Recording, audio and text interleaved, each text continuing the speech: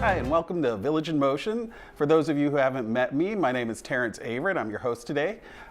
Today we're going to be talking about Women's History Month. We've got some throwback videos. Our first one features Cathy Ferguson and Jane Curtis, and let's take a look at it.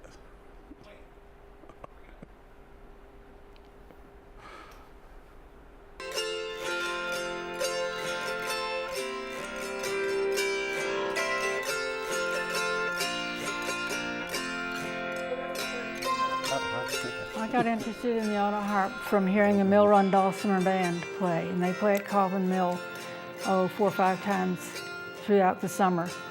And the first performance I went to would have been in 1977.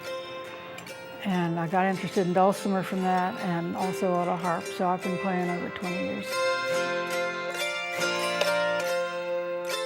Kid, I took the obligatory 2 years of piano and a year or 2 of violin, but then I really didn't do anything with music until the late 70s. Another thing that's fun is the auto harp community is fairly small, so you get to know all the big fish. I mean, you go to festivals and you see all the top auto harpists there.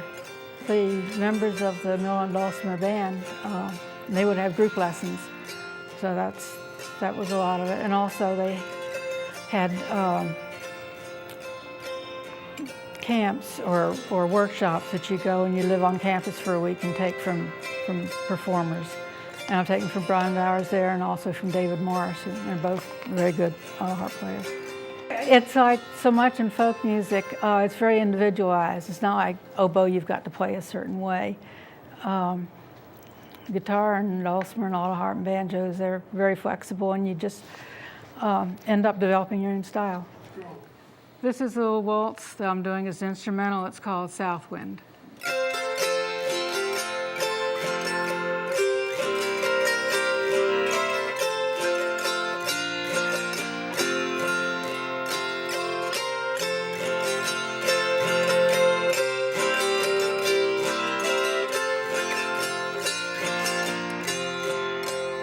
I just saw an interview or a write-up on her that was done in 1990, and she was born in 1903. So I didn't know her, but that's the picture that you have on the screen now. And the Carter family, Mother Maybelle and AP and Sarah, that's Mother Maybelle, and that's her with her daughter.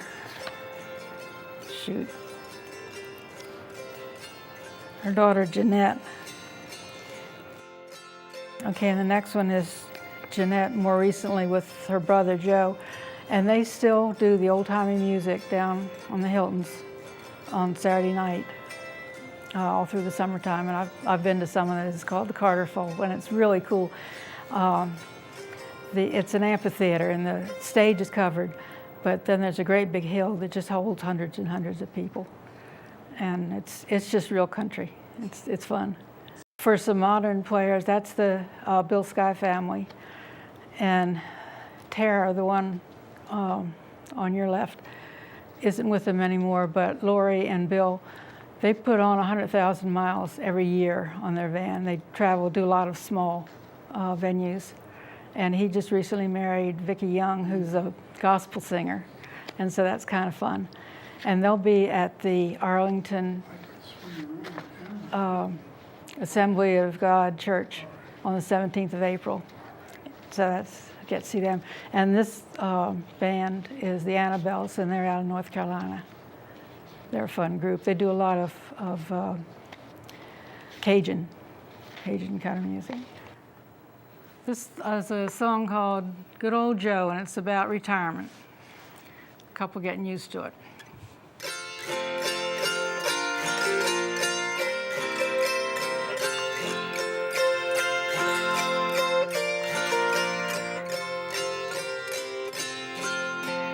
Joe came home from work one day and he said to his dear wife, Gertrude, I think I'll retire. Been working all my life.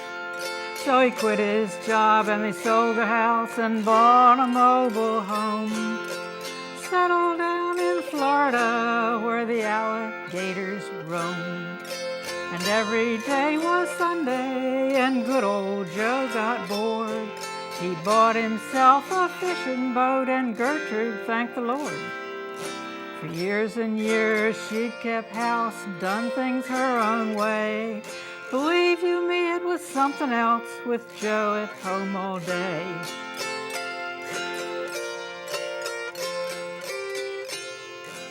Gertrude washed the dishes, made the bed and mopped the floor, settled down to watch TV when Joe came through the door.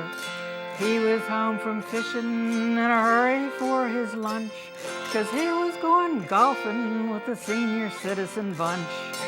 Gertrude washed the dishes and she made a casserole, but Joe didn't go for dinner, he got stuck at the 19th hole. For several weeks this went on till Gertrude wrote a note. Next day when Joe came home for lunch, he found what Gertrude wrote. Dear Joe, I won't be home for lunch. I've gone to arts and crafts, and after that I've signed up for a belly dancing class. If you want a sandwich, there's bologna in the fridge.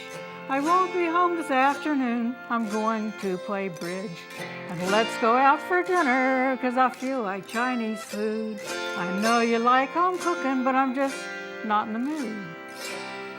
Good old Joe just went along, what else could he do?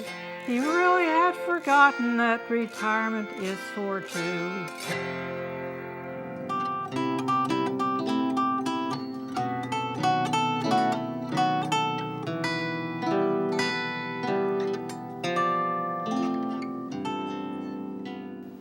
Well, I've been playing since I was a young adult, although I've been playing other instruments since I was a small child. I thought about the zither, of course I'd heard of it, when I was living in Europe. And I thought, it might be interesting to learn to play one, acquire one and learn to play it. So when you're used to picking up instruments and fooling with them, you get sort of arrogant. You think, well, I can just fool with this a little bit and I'll see how it goes and play it. But luckily, some good spirit got hold of me and said, why don't you find a teacher and find out how it should be done correctly, which was a very good decision because it's a very, very complicated, difficult instrument to play. And as a musician, you can understand it quite readily, and it has its advantages once you can do it. But it requires lots of patience and lots of work and not letting the frustration get you. So I found a teacher, a very nice person, and I was with her for a couple of months, and she explained it all to me and showed me, and we got going. And after that, it was just year after year after year of keeping doing it. And it's a wonderful instrument. Of course, it fell off in popularity very greatly in the 20s. After the 20s, I should say. There were still zither clubs even in this country in the 20s. But it fell off, and of course the war had pronounced effect on it in Europe. It's native to the German-speaking areas of Europe. So after the war, then it began a comeback, and it's made a pretty good comeback now in Europe. And a lot of people in Japan are learning to play the zither, or have been learning. So here and there, I mean, it's still alive, but in this country, it's really falling off. You can't find people with the patience to learn it. But I have 4 students right now. So my students, unfortunately, are all adults. The youngest is middle-aged, and Austrian-born, as a matter of fact.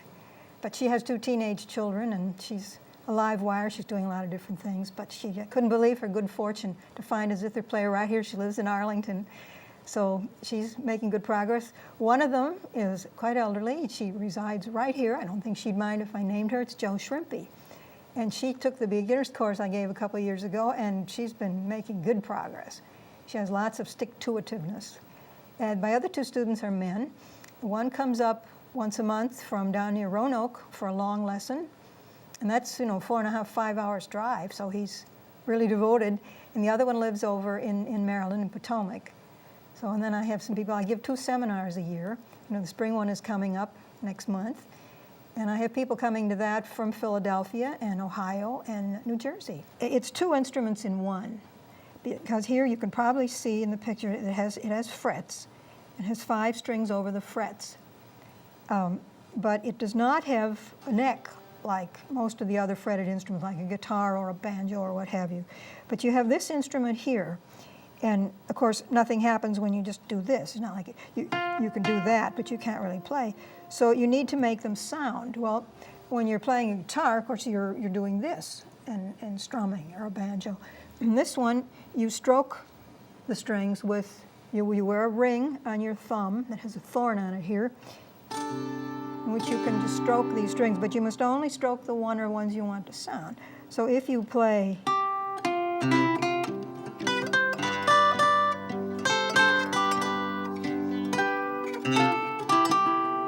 you see what you're doing now here is, now I'm going to another string.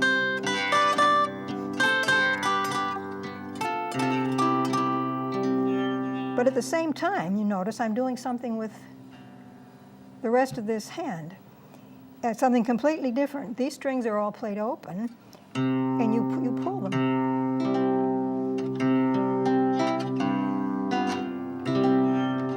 You can even play tunes on it. So the main trick is getting it together. When you teach somebody to play, you show them first how to play an octave and where to put their fingers and all that. Then you show them how to do this, and this comes very hard. It's counterintuitive. People want to do this, but you mustn't do this. And then when you say, now put them together, your brain says put them together, but it's hard. But then, or if you're playing an old American piece,